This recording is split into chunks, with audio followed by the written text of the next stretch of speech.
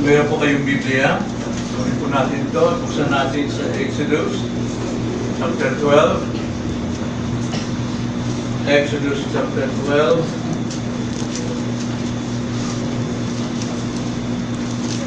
Ito po ay ikalawang bahagi ng ating pong pag-aaral sa serye pinag-maganda nating mga leksyon sa lumang hipan na kaligtasan. Lessons from the Old Testament Salvation. Tayo po ay nasa ikalawang lesson.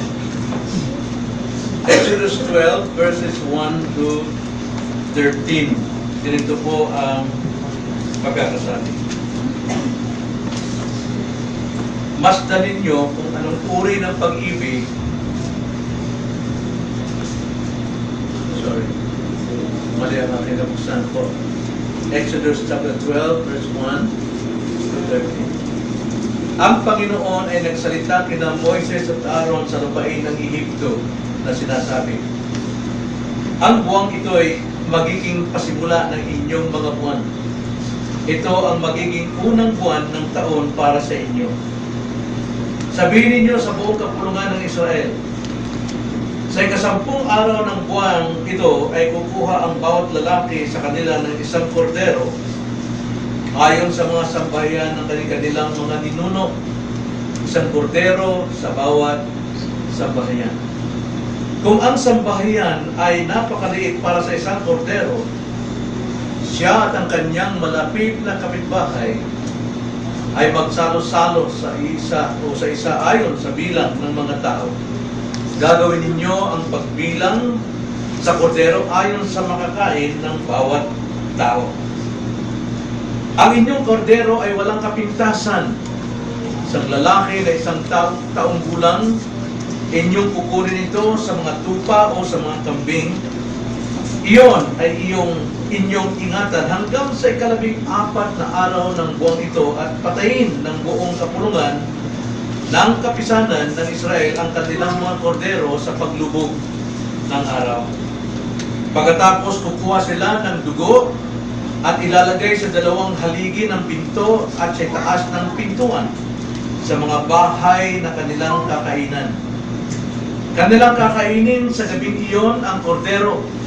Kanilang kakainin ito na inihaw sa apoy, kasama ang tinapay na walang pampalsa at mapapait na gulay. Huwag ninyo itong kakaining hilaw o pinakuluan man sa tubig, kundi inihaw sa apoy. Pati ang ulo, ang paa, at mga lamang loob nito. Huwag kayong magtitira ng anuman dito hanggang sa kinaumagahan. Ang matitira hanggang sa kinumagahan ay inyong susunugin sa apoy. Sa ganitong paraan, ninyo kakainin ito. May bigkis ang inyong baywang. Ang mga sandalyas ay nakasuot sa inyong mga paa, at ang inyong tungkod ay nasa inyong kamay. At dali-dali ninyong kakainin ito. Ito ang Paskwa ng Panginoon. Sapagat ako'y dadaan sa lupain ng Ehipto sa gabing iyon at aking pupuksain ang lahat ng mga panganay sa lupain ng Ehipto, maging tao man at hayop. At ilalapat ko ang hatol laban sa lahat ng mga Diyos ng Ehipto. Ako ang Panginoon. Ang dugo ay magiging sa inyo'y isang tanda sa mga bahay na inyong kinaroroonan. Kapag aking nakita ang dugo, lalampasan ko kayo at walang salot na papatay sa inyo. Kapag pinuksa ko ang lupain ng Ehipto, ang araw na ito ay magiging isa sa inyo'y isang alaala at inyong ipagdiriwang bilang pista sa Panginoon. Sa buong panahon ng inyong mga salalahi ay inyong ipagdiriwang bilang isang tuntunin magpakilanman. Tayo po'y lalaki. O Panginoon, muli niyong ipakita sa amin ang katakilaan po ng inyong pagliligtas. Kung paano kayo naligtas sa unang kapanahunan, naway makita namin ang kaligtasan sa aming pong kapanahunan. Dalangin namin na magligtas kayo sa aming kalagitnaan. kung paano yung niligtas ang mga tao sa lumang tipan, ay gayon din po makamit ng bawat isa sa sino mang wala pa po relasyon sa inyo ang kaligtasan sa aming kapanahonan. So, aming dalangin sa pangalan ng Panginoon Jesus. Ito pong kasaysayang ating binasa, ito po ay itinatag ng Panginoon sa bayang Israel na ito'y kanilang gawin. Kung tawagin ito ay Paskwa. Ibig sabihin ng Paskwa, ito po yung paglampas ng kamatayan sa mga tao sa panahon yun. Passover. At ito ay isang walang hanggang alaala para sa kanila. It's a memorial sa lahat ng Israel na dapat nilang alalahanin kung paanong gumawa ng dakilang kalayaan ng Diyos sa kanyang mga tao. Inihayag dito ng Panginoon ang kanyang kapangyarihan at ang kanyang kalulatian laban sa mga Diyos o Diyos-Diyosan ng bayang Ehipto. Alam natin sa Ehipto, napakarami silang Diyos. Lahat halos na makita nila ay dinidiyos nila. At ito'y makikita natin na sa loob po ng paghahatol ng Panginoon sa bayang Ehipto, 10 plagues, 10 salot, no? Ang pinakita ng Panginoon sa bayang Israel at sa bayang Ehipto upang mahayag ang kapangyarihan ng Diyos. Yung pong 10 salot na yon ay larawan lamang sa lahat ng klase ng Diyos na Diyos ng Ehipto, na ito ay ginapi ng Diyos lahat ng iyon upang mahayag ang kanyang dakilang kapangyarihan at ang kanyang kaluwalhatian. Tinupos niya ang kanyang bayang Israel sa pamamagitan ng dugo ng kordero. Now, bago pa lamang silang umalis sa bayan niyon, kailangan silang magpatay ng kordero na piling-pili, na walang kapintasan, at ang dugo nito ay iwiwisik sa kanilang mga pintuan. At pagdating ng kamatayan o anghel o ng Diyos na maghahatol na sa lahat ng panganay, sino mang bahay na mayroong dugo, lalampasan. Kaya Passover or Paskwa. No? Ito ang Paskwa. At lahat po ng bayan sa bayang Ehipto na walang dugo sa pinto, lahat ng panganay ay namatay. At dahil dyan, pinalaya ng Diyos ang bayang Israel sa bayan po ng Ehipto sa kanilang pagkakalipin sa loob halos ng 450 taon. Ang kaligtasan ng bayang Israel ay larawan ng kaligtasan ng mga Kristiyano ngayon kay Kristo. Si Kristo ang kordero ng Diyos. Gusto kong ipakita pa rin sa inyo ang kaligtasan po.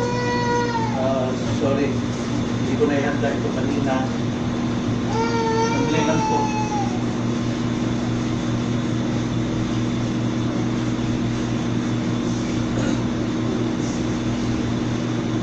Tandaan natin sa ating pong nilalaman ng ating panampalataya, ang tao hiwalay sa Diyos. Right? Ano po kayo matulog?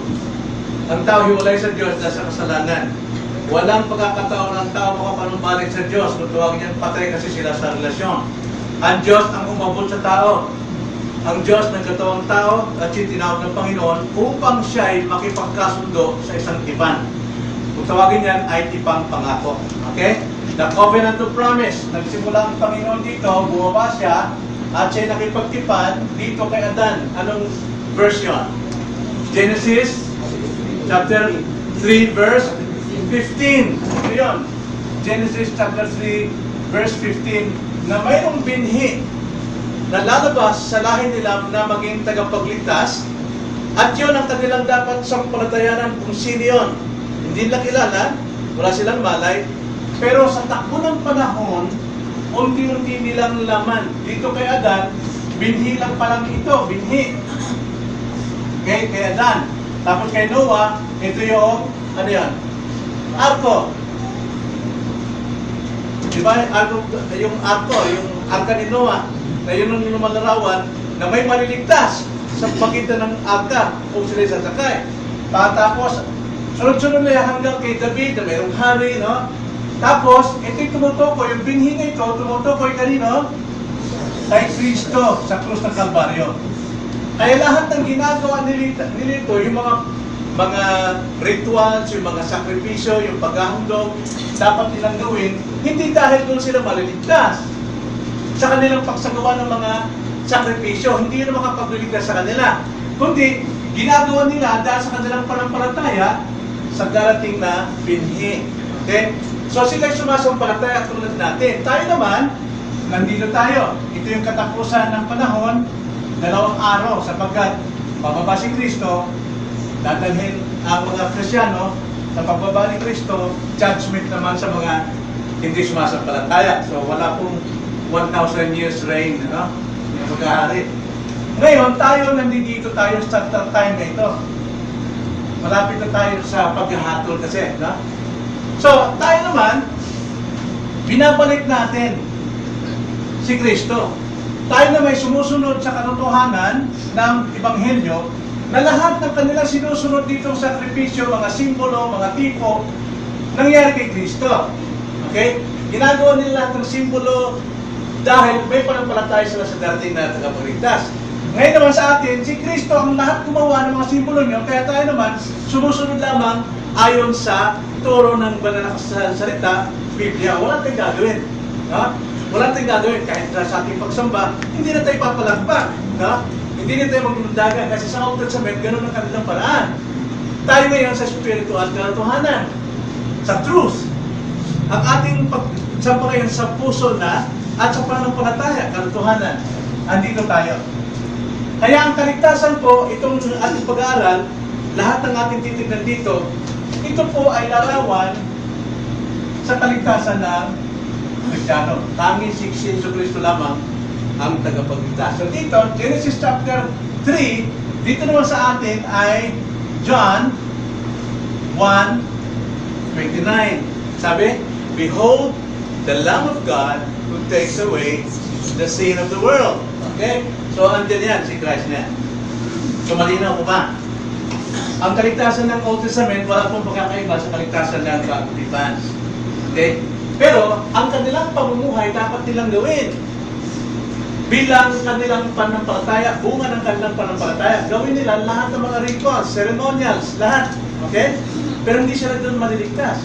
Ginagawa nila sapagkat sumasampalataya sila dito. Tayo naman dito, lahat ng ating gagawin righteousness, kabanalan, gagawin natin dahil kaya natin dahil ginawa ng Kristo ang lahat na dapat gawin para sa atin ng batas. So, si Christ ang perfect nating righteousness. Siya ang righteousness natin.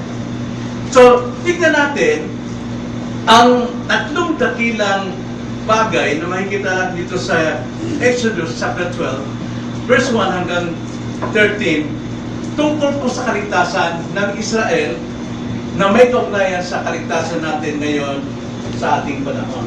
Una-una, tignan natin ang pagkaalipin ng bayan ng Diyos sa Egypto. Bondage of God's people. Then secondly, the blood of the lamb, ang dugo ng kordero. Pagkatapos, pangatlo, ang pagpapala ng redemption, the blessings of redemption. So number 1 is the bondage of God's people. Secondly, blood of the lamb. And thirdly, blessing of redemption. So please, tignan nyo inyong Biblia. Huwag kayong manangan sa pakikinig lang sa akin. Tignan ninyo. Sapagkat ang faith galing po doon sa salita. Okay? Mas maganda yung nakikita ninyo. Para masanay kayo na huwag manangan sa sariling isipan, kundi manangan tayo, what does the Bible say? At sino pang inyong kausap, huwag kayong basta mag-share ng tungkol sa Biblia na wala kayong pinapakita. Kasi magiging haka-haka ang mangyayari. Hindi memoryado. No? Meron tayong patayan. So una-una, ang pagkaalipin ng tao ng Diyos sa Ehipto. Now dito tignan natin una-una, sino ang kanilang kaaway? Anong kaugnayan nito sa atin? Sa kanilang pagkalipin? Anong klase ng pagdurusa mayroon ng Israelita? At sino ang kanilang tagapagtanggol? Okay? So sa kanila pong pagkaalipin sa bayang Ehipto, kilala natin kung sino ang kanyang kaaway na may kaugnayan sa atin. Una-una, ang kaaway talaga nila doon sa Ehipto, yung bayang Israel, ay sino? si Pharaoh, ang paraon, no? Yung kanilang hari, makapangyarihan ito. Kung anong sabihin ng hari, kailan sundin ang lahat. At kung anong ideklara ng hari, dapat kilalanin ng lahat doon. At dahil siya makapangyarihan, inalipin niya ang bayan ng Israel sa napakahabang panahon. At itong si Paraon, ito yung nagdidikta sa lahat ng tao ron, whether you are Egyptians or Israelites. Alipin na kasi ni Pharaoh. Kaya ano bang gawin ng di Paraon, susundin talaga ng lahat. So sino ito sa panahon natin ngayon sa Bagong Tipan? No? Sa ating panahon, sa lahat ng tao sa mundo.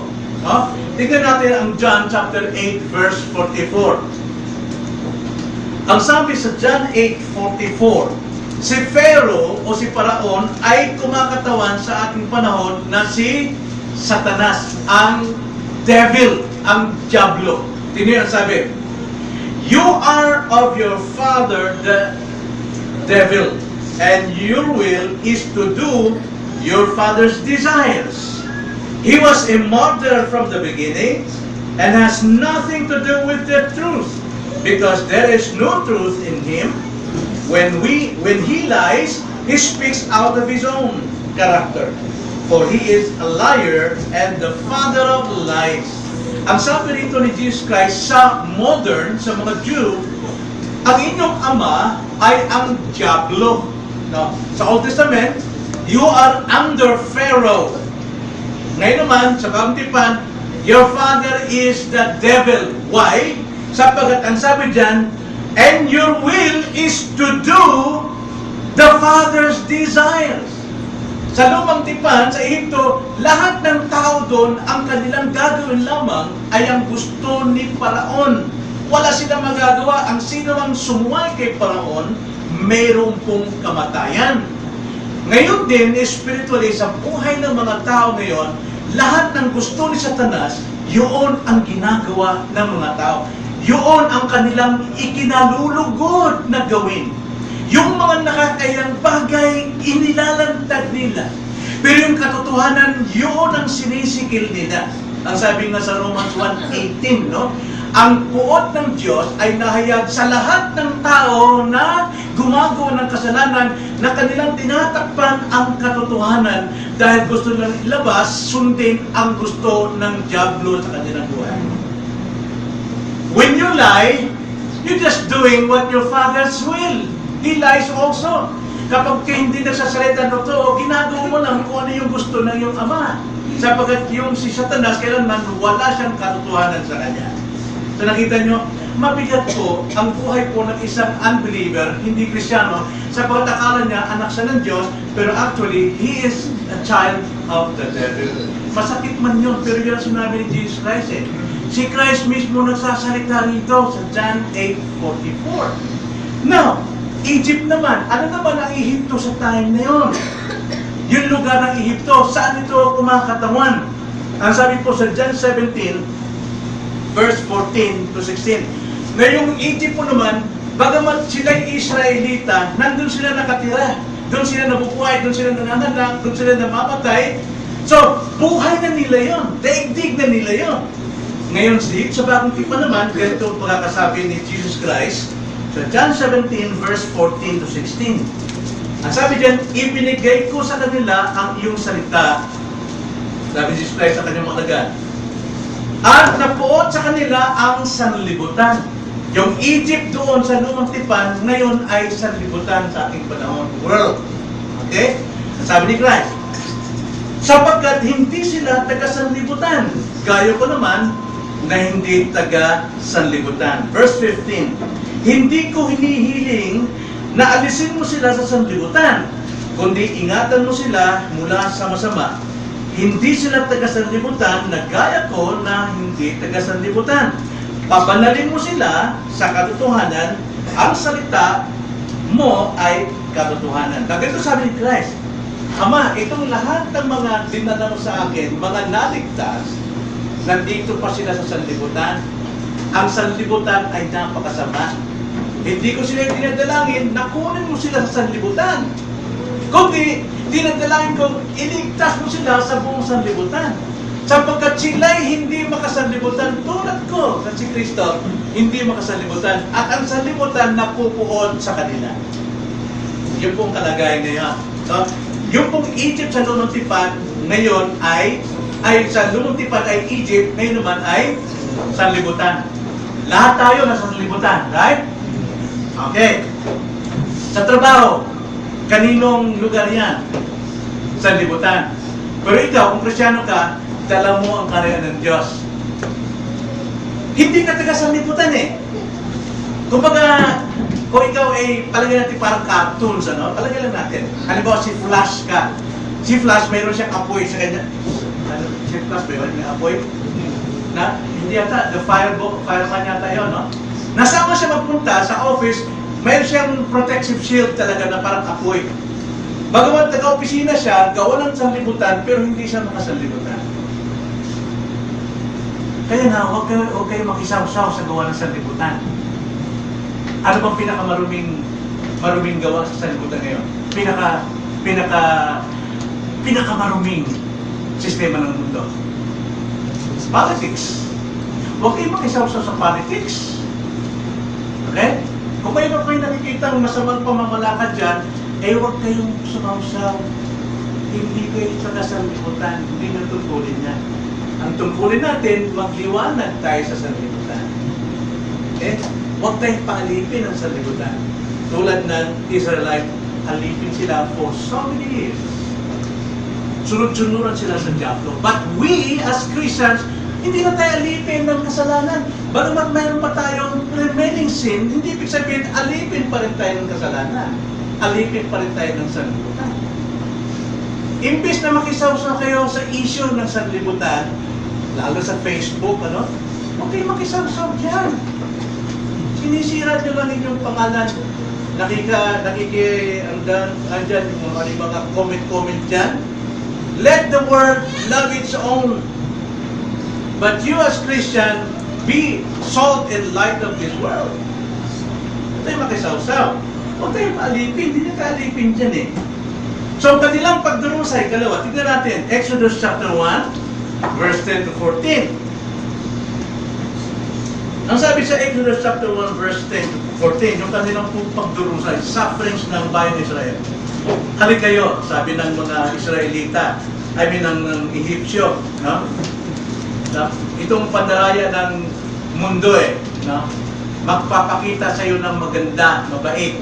Nasabi nila, halik kayo, pakitunguhan natin sila ng may katusuhan. Pero mo, pakikitungo pero tuso dahil meron silang gustong kunin sa iyo. Baka sila'y dumami at mangyari kapag nagkaroon ng digmaan na iumanin sila sa ating mga kaway. Lumaban sa atin, umalis sa lupa.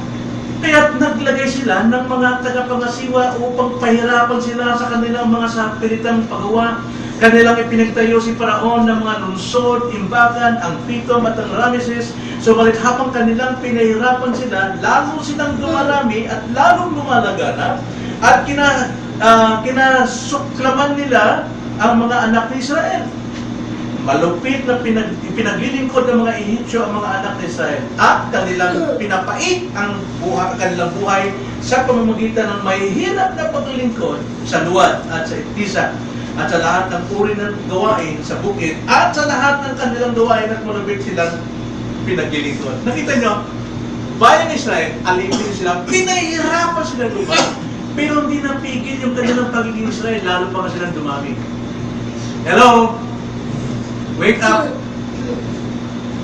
Lalo silang pinahirapan, pero hindi siya tumigil sa kanilang pagiging Israelites, lalo pa silang dumami.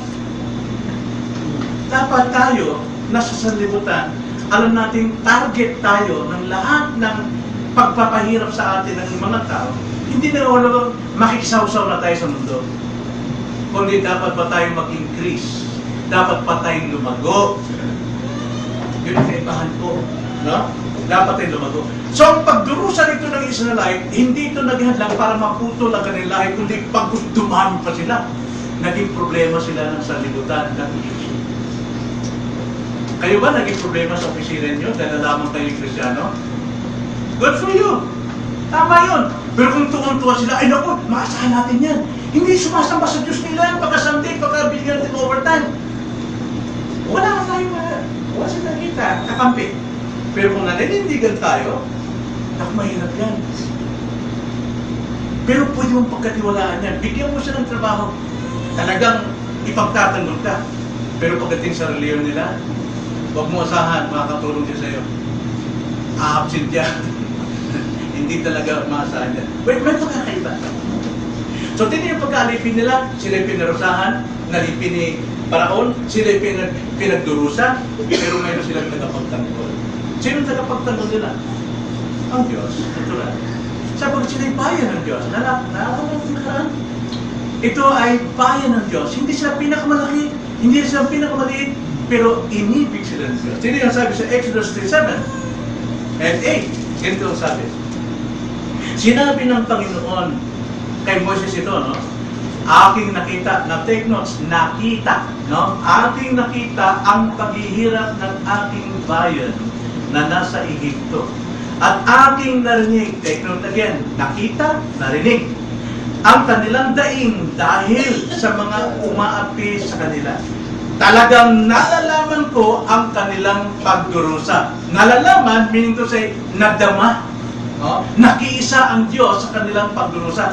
Dahil nakita niya, narinig niya. Verse 8, apoy bumaba upang iligtas sila mula sa kamay ng mga Egyptyo. Ibig sabihin, hindi po magtatagal ang ating pagdurusa.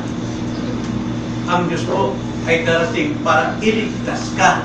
Sabi diyan, ako'y bumaba upang iligtas sila mula sa kamay ng Egyptyo at upang sila'y dalhin sa isang mabuting lupain at malawak.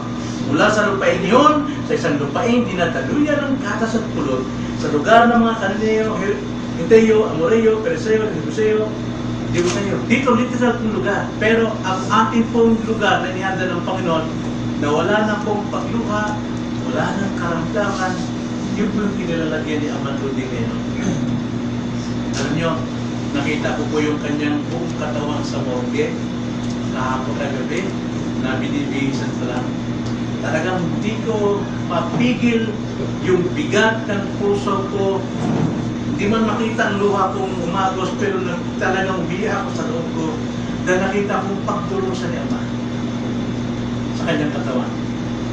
Pero hindi man na siya nagpakita sa amin ng pag-angal. Minsan maalay siya, pero nakita ko yung kanyang pamamaga, yung sugat niya, maliban doon sa bed sores niya, yung talagang dahilan kung bakit nagkaroon ng infection kung katawan niya. Pero yung sabi nga nung naglilinis doon, sir, hindi namin agad-agad na ano to, kasi sinaksakan ng maraming formalin, masakit na roon sa mata. Yung pala yun, no? Pero ang natama ko roon, grabe yung nanay namin sa kanyang pagtitiis. Talagang nakita ko talagang pagtitiis ng aming gano'n. Pero bumaba ang Panginoon sa kanya para kunin siya at imuin sa matinding pagtitiis na yun.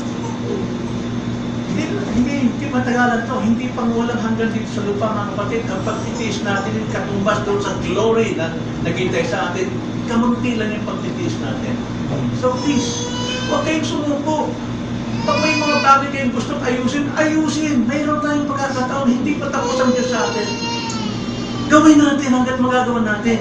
Dahil darating ang oras, nagdarating ang Panginoon para tayo kanyang kunin. So yung bondage ng mga tao ng Diyos, tayo dito, alipin tayo sa iba't ibang sistema ng mundo.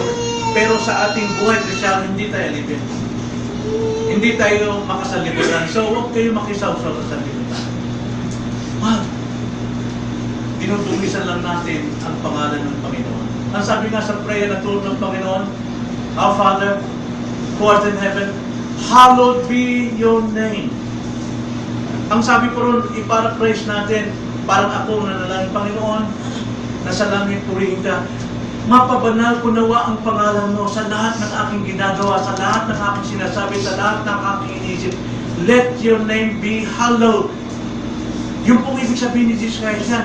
Ano mang ginagawa natin, kahit na tayo nag-Facebook, kahit tayo nag-email dyan, let Christ be glorified in us. Sabi nga, itong ating chief end, Our chief end is to glorify God and to enjoy Him forever. So whatever you do, whether you eat or drink, do all for the glory of God. Please, brethren, church, children of God, glorify God.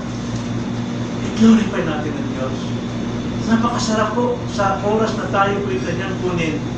Na mga kapatid, mayroon tayong ginhawa ang kapayapaan sa ating mga puso. Bondage, pagkalipin, sufferings, those are temporary lamang. Temporary lang. Tiis lang. Tiis. Binigyan tayo ng Diyos ng pagtitiis. Perseverance unto the end. Nagpipersevere tayo because God preserves us. Pinipreserve niya tayo. Then secondly, the blood of the Lamb. Ang dugo ng kordero. Verse 5 sa ating text, Exodus 12. Ang sabi rito, ang inyong kordero ay walang kapintasan. Isang lalaki na 1 taong gulang. Inyong kukunin ito sa mga tupa o sa mga kambing. Pero si Christ, alam natin, siya po ay itinipo sa tupa, isang maamo, isang meek, humble. At kadalasan yung kambing ay tinuturing sa mga unbeliever, sa mga rebelde.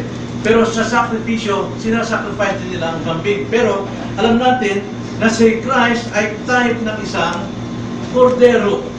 At ang sabi diyan, ang kordero natin ay nila ay dapat the best, yung pinaka-best of the best talaga. So, ibig sabihin nito, sa ating panahon, hindi tayo mamimili ng ating tagapagligtas. Kailangan kunin natin, paniwalaan natin yung the best na gusto ng Diyos, yung kalooban ng Diyos. Huwag tayo mamili ng reliyon na mayaman, maraming pera, mayaman yung sikat yung pas. Hindi yun ang ating kailangan dito. Kundi tingnan natin, sino ba ang pinipreach nila, sino bang pinapakilala? Is it Christ? Si Christ ba ang kordero ng Diyos na kanila? Sino ba si Christ sa kanila? Tao ba siya? O Diyos ba? O tao lang? O Diyos lang? Piliin natin. So, ang pagdating po sa Lamb, sa tagapagligtas, wala sa tao ang karapatang mamili ng kanyang Savior, ng kanyang sacrifice na. Kundi, kunin natin ang kalooban ng Diyos. Thy will be done. Ito'y tumutukoy sa ating Panginoon. John 3:16. Ano sabi sa John 3:16? For God so loved the world that He gave His only begotten Son. Yun lang ang dapat natin sampalatayanan. Yun lamang ang dapat natin tignan. Yun lamang ang dapat natin kilalanin. Yung ibinigay ng Diyos. Sa lumang tipan, yung kahilingan ng Diyos na kordero sa inyong kawan, the best, walang karamdaman. Pero sa atin, ang Diyos mismo ang nagbigay ng kordero. Walang ibang kundi si Kristo. That whoever believes in Him shall not perish, but have everlasting life. Sana dumikit ito sa ating puso, ikintal ito sa ating mga isipan, itatak ito, i-carve natin ito sa ating memory, na only Christ, the Savior, the only Savior, na binigay ng Diyos sa atin. Now, paano po pagsasakripisyo ng kordero noon sa gabing yon, sa Exodus? Verse 6 hanggang 10. Ganito ang sabi sa ating text, Exodus 12, verse 6 hanggang 10. Iyon ay inyong iingatan hanggang sa ikalabing-apat na araw ng buwan ito, at papatayin ng buong kapulungan ng kapisanan ng Israel ang kanilang mga kordero sa paglubog ng araw. Na bakit nga ginagawa yung kordero? Sapagkat ang kanilang pananampalataya ay sa darating na binhi. Pero ngayon sa kanila sa Exodus, malinaw na, nang binhing pangako ng kaligtasan ay ang korderong darating na iaalay. No? Kaya nga itong utos nila, utos ng Diyos sa kanila. Verse 7, pagkatapos kukuha sila ng dugo at ilalagay sa dalawang haligi ng pinto at sa itaas ng pintuan sa mga bahay ng kanilang kakainan. Iyan po ang pagkakasabi. Then 8, kanilang kakainin sa gabing iyon ang kordero, na kanilang kakainin ito na inihaw sa apoy, kasama ang tinapay na walang pampalsa at mapapait na gulay. Hindi ito yung time ngayon na i-chop-chop yung kordero, kundi buo ito, iihaw nila Okay? Verse 9, huwag ninyo itong kakainin hilaw o pinakuluan man sa tubig, kundi inihaw sa apoy, pati ang ulo, ang paa at mga lamang loob nito. Huwag kayong magtitira ng anuman ito hanggang sa kinamagahan. Ang matira hanggang sa kinamagahan ay inyong susunugin sa apoy. Wala nang iba sila kakainin. Maliban doon sa kordero at doon sa libadura, tinapin walang libadura at yung mapait na herb. Yung mapait na yung simbolo ng kanilang 400 years na sufferings. Pagdating pagkain nila ng kordero, pati ang tinapay at ang herb, limot na nila lahat yon dahil sa kordero kanilang kinain. Ganon din sa atin. No? Lahat ng ating sufferings nandun kay Christ kasamang napako. Lahat ng ating needs, bread, no? Hindi lamang sa tinapay na bubuhay ang tao, kundi maging sa salita ng Diyos ay nandun kay Kristo. All we need is Christ alone. So yun po, paano po itong sinasakripisyo? Una, mayroong shedding of blood. May pag-igilit. Iwiwisik yung dugo. Saan? Ipipintura dun sa saan? Sa hamba. Okay? Sa hamba. Lahat po ng mga naniniwala dapat mayroon siyang bahagi sa dugo ng kordero. Pagkatapos, ang dugo nito iwinisik doon, no? Pagdating sa mga ibang sakripisyo, iwinisik doon sa showbread, doon sa table of mercy, pag naghahandog sila, at marami pang iba. At sapat na itong makapaglilinis ng kasalanan o karumihan ng bayang Israel. So ang sangkap po ng sakripisyo, kinakailangan silang magmadaling kumain. Kinakailangan na mayroong pait na kanilang kakainin at hawak-hawak na nilang sandalyas. No? Habang kumakain sila, hawak-hawak nilang sandalyas, ready para action. Saan ito gumadalawan sa atin? Once na ikaw Kristyano, always ready, active talaga ang ating pong pagsunod sa Panginoon. Anytime dapat tayo mag-obey sa utos ng Panginoon. Unang-unang obedience natin, dapat tayo mabaptize, right? Yun talaga, ikaw saved na. Then, dapat nagsishare. Maging asin kayo. Dapat ready. Kaya makita natin na sila'y binubuhay after ng kanilang paglaya ng law, ng batas. Sa ating panahon, dapat nabubuhay tayo lagi sa preaching, Bible study, prayer, lahat yan. Yan ang magpapalakas sa atin. Yun ang gabay natin. So, ang blood of the Lamb, yun ang kasapatan. Lahat po ng bayang Ehipto na walang dugo, magdamag silang umiiyak dahil namamatay yung kanilang panganay. Yung sinasabi ng Pharaoh na marami silang Diyos, sila kumain ng kanilang mga panganay, bigo sila lahat. Bigo sila. Kaya na aking panawagan din ng mga Sunday School, hayaan pa natin na meron tayong mga anak na mamatay. Dahil sa ating diligence, na sundin ang tamang kordero, at ang kordero yun sama-sama natin kakainin sa buong pamilya. At hindi lang yun, ang sabi pa sa ating binasa, kung maliit ang iyong pamilya, makisama doon sa malapit yung kapitbahay, kamag-anak, i-share. Share. Kasi kung hindi, kamatayan talaga mga kapatid. Kapahamakan talaga ang nangyayari. Then thirdly, the blessings of redemption. Ang mga pagpapala po sa redemption. Una-una, protection. Protection ng Diyos sa mga tinubos niya. Verse 23. Dito sabi, sapagkat ang Panginoon ay daraan upang patayin ang mga Ehipsyo. Pagkakita niya ng dugo sa taas ng pinto at sa dalawang haligi ng pinto, lalampasan ng Panginoon ang pintong iyon at hindi niya hahayaang pumasok ang mamumuksa sa inyong mga bahay upang patayin kayo. Na, i-apply natin sarili. Kaya nga sabi nga ng jailer no, sa Acts chapter 17 verse 30 hanggang 31, ang sabi ng jailer doon, sabi niya, ang dapat kong gawin upang ako maligtas. Anong sabi ni Paul at ni Silas?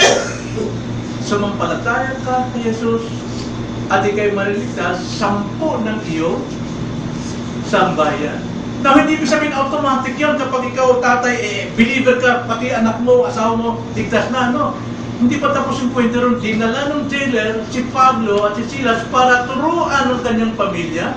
At dahil nakita nila ang tatay nila na isang sundalong Romano na walang kinikilalang Diyos maliban kay Cesar at ngayon lumuhod at nagpakababa, sino pang hindi madadala na mga anak at pamilya na tularan ng kanilang ama? Naranasan niya. Nakita nila at napatutuhan sa kanila na itong ama nila ay talagang sumamba.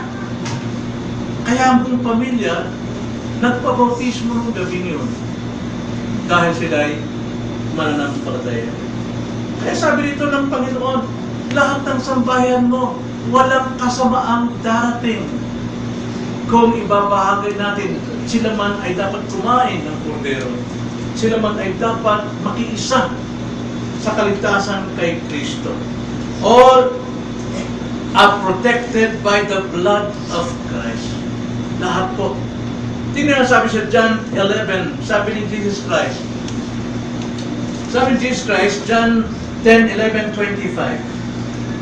Basahin ko po sa English, ganito pong sabi. Jesus said to her, I am the resurrection and the life. Whoever believes in me, though he die, yet he shall live. And everyone who lives and believes in me shall never die. Do you believe this? Ando po yung protection ng Panginoon. Once you believe Christ as your Lord and Savior, hindi ka na papasukin ng anumang kasamaan. Yun ang nais ko rin i-share. Kung bigyan ng Panginoon ang pagkakatawag share sa Culinarya, doon sa aming buong pamilya.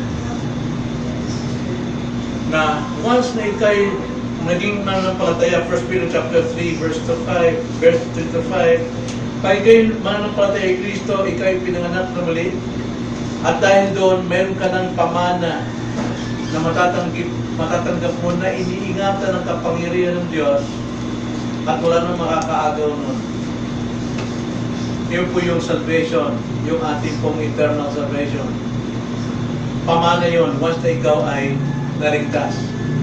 At yun ay ating iniingatan sa pamagitan ng ating pananampalataya. At ang pamanang yun, hindi kayo na masisira, hindi mawawala. Ngayon, kung titignan natin si Ama, wala na sa tamang isipan, masabi ng mga hyper siguro, mga hyper faith, naku, si Ama Trudin, kung kailan malapit ang mamatay, doon pa niya nakalimutan ng Diyos, hindi na siya makausap. Kung doon natin ibabatay, yung kaligtasan ni Ama, kawawa naman lahat yung mga sumampalataya, ng aksidente, walang outlet call.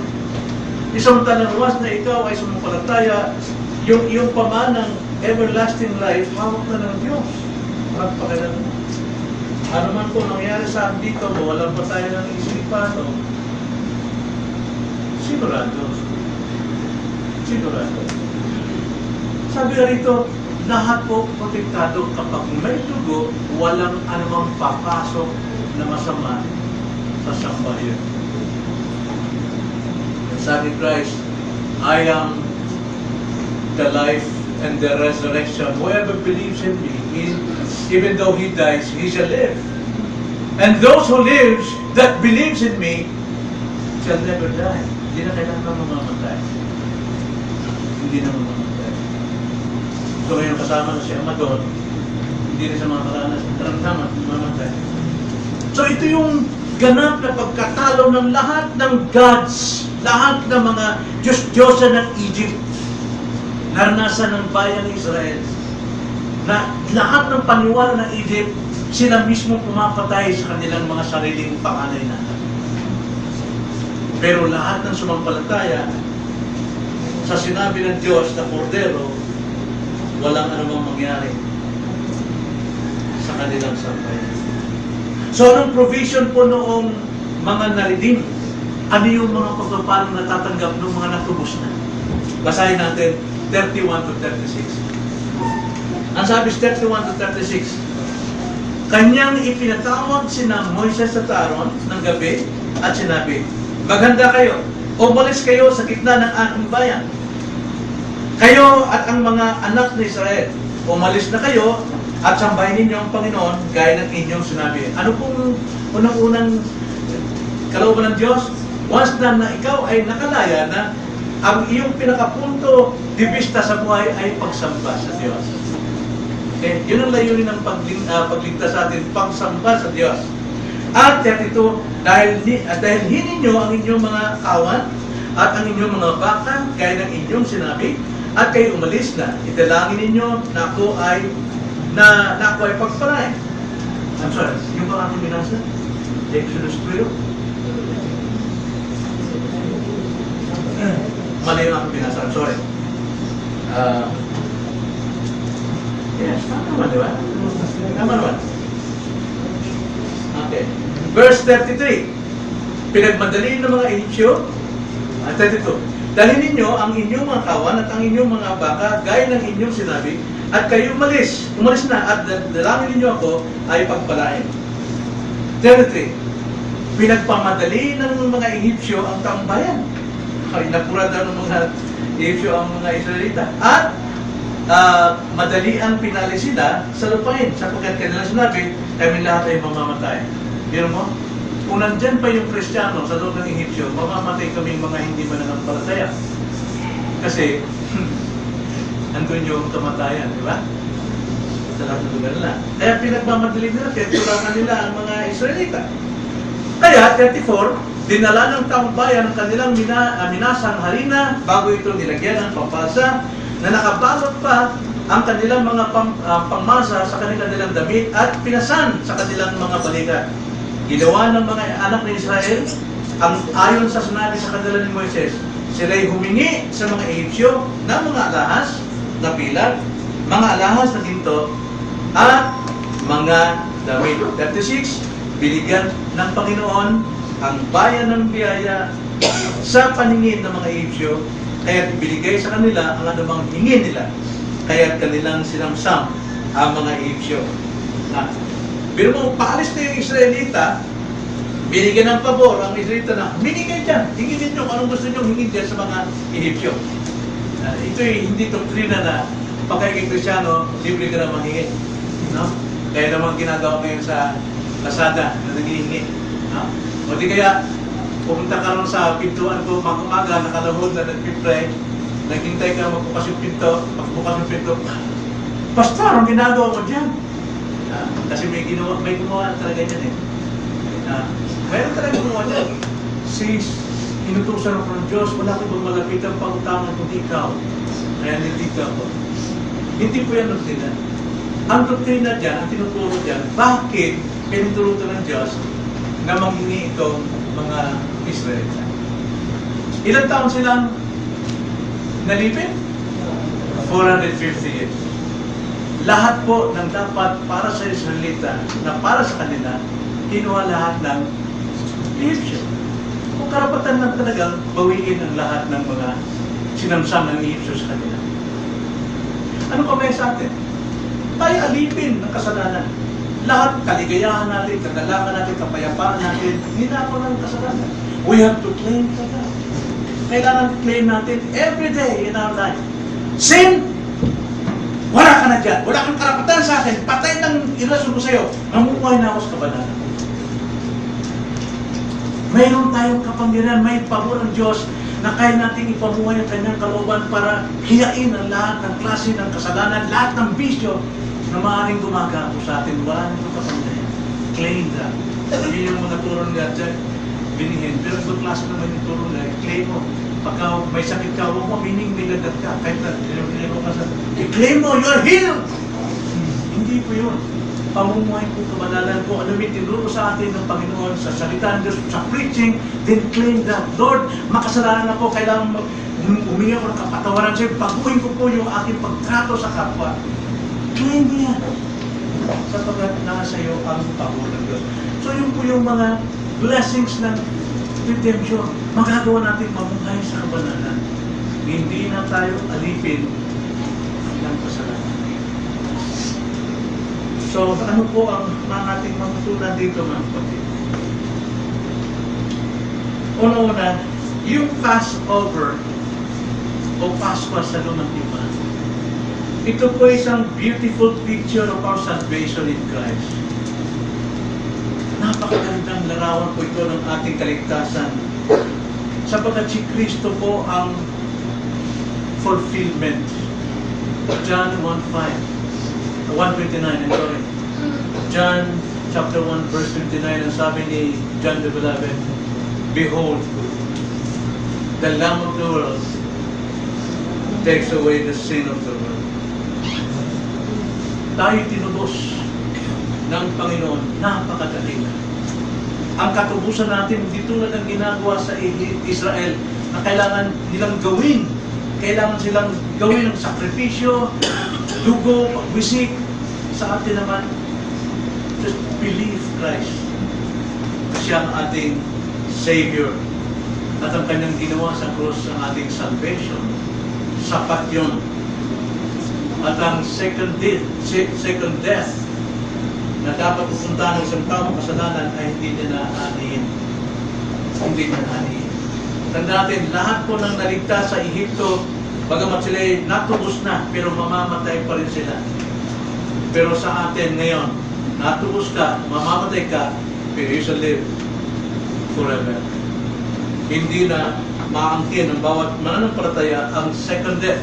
Yung second death po, tawagin niyan ay eternal separation from God. Dahil nung ang tao ay nagkasala, si Adan, nagkaroon ng separation. Diba? Nawala ang Diyos sa kanila. Pero naipalit yan dahil ang Diyos ang nagpakababa, gumawa ng tipan. Upang ang tao ay hindi na mamatay sa ikalawang kamatayan na kung saan wala nang talagang pag-asa sa Diyos. Eternal separation. Revelation chapter 2 verse 11. So kung ikaw ngayon, kapatid, ay alipin pa ng kasalanan, ng bisyo, o yung kasalanan naghahay para sa puso mo, alam niyo minsan, yung kasalanan yon, ipinagtatanggol ng ating sariling konsyensya. Kaya sabi, tama yung ginawa ko. Wala akong pakialam sa kanila. Napakabigat po niyan. Kasi hindi kayang tumanggap ng payo yan. Hindi kayang tumanggap ng pagbabago yan.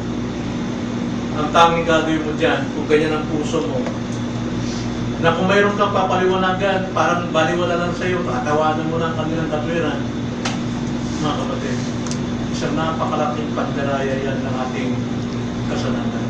Ang kailangan dyan ay suko natin, umigay ng kapatawaran sa Diyos.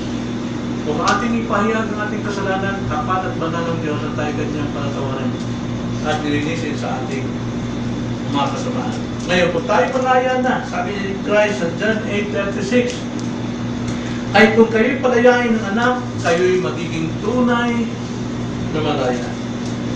So if the Son sets you free, you will be free indeed. Dapat natin panghawakan. Kailangan yung katubusan ng Israelita sa lumang tipan, ilapat natin sa ating buhay. Ng katubusan, hindi natin gawa. Hindi sa pagbisika, kundi katubusan natin na kay Kristo na siyang gagawa ng lahat ng hinihingi sa lumang tipan na kaubusan. At panghuli, mga kapatid, ang gift of salvation ay laging libre. Ang kaloob ng kaligtasan is always free. But, it is not cheap. Hindi ito mumurahin. Hindi ito just believing. Hindi lang ito basta, okay, sumumpalatay. Hindi po ganun kamura ang kaligtasan natin.